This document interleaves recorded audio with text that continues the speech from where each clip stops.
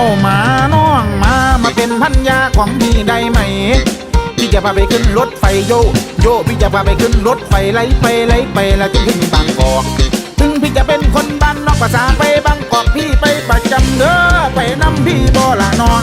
ไปนำพี่บ่ละน้องสิบ่ได้เศร้ามองพี่สิพาไปเที่ยวหักน้องคนเดียวพาเที่ยวเสกาได้ไม่ใจ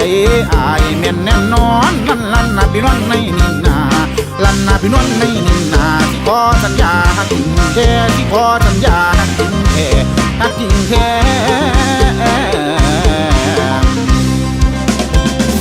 สอยพี่น้องฟังสอย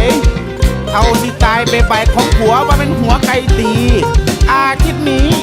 ดีนะลูกพ่ออันนี้ก็ว่าสอย